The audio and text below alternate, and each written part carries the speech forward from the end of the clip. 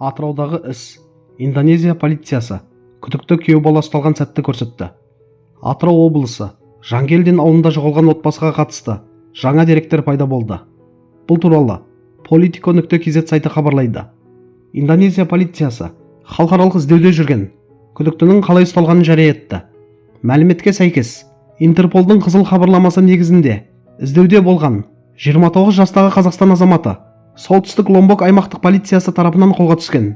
Күдікті Сенару ауылындағы қонақ үйлердің бірінен ұсталған. Тінту барысында одан төлқұжаттар, ұялы телефондар және халықаралық банк карталары тәркіленген. Қазіргі уақытта ол солтүстік Ломбок полиция бөлімінде қамауда отыр. Тергеу амалдары жалғасып жатыр. Қадірлі көрермендер, Жангелдин ауылында жоғалған отбасыға қатысты жаңалықтарды жұрт әлі де жіті бақылап отыр. Енді міне күдіктінің Индонезияда қалай ұсталғаны туралы қосымша мәліметтер шықты. Қонақ үйден қолға түскені, одан құжаттар мен банк карталары тәркіленгені айтылып жатыр. Осындай деректерді оқығанда істің ауқымы әлде қайда кең екенін түсінесің. Бұл жай ғана ауыл ішіндегі оқиға емес, халықаралық деңгейге жеткен іс болды. Бір жағынан құқық қорғау органдарының бірлесіп жұмыс істеп, күдіктіні тапқанына таңғаласың. Қанша алысқа кетсе де, іздеу тоқтамайтыны көрініп тұр.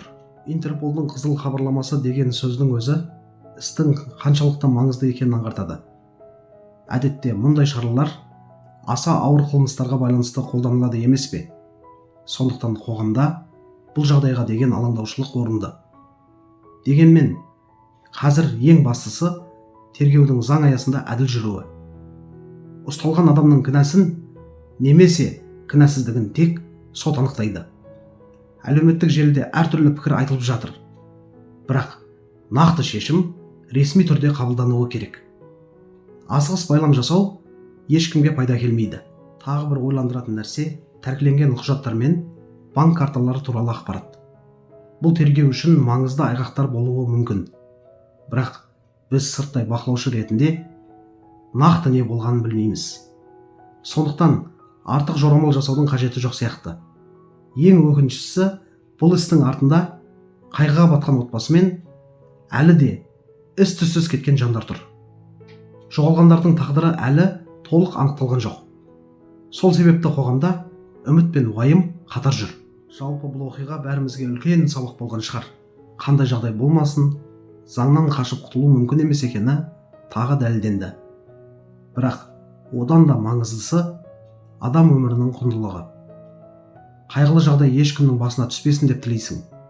Қазір ең дұрыс жол сабыр сақтап тергеу нәтижесін күту. Құзырлы органдар жұмысты соңына дейін жеткізіп, шындық толық ашылса екен деген үміт бар. Ең бастысы әділдік орнап, марқұмдардың рухы тыныштық тапса, ал жақындарына нақты жауап берілсе екен.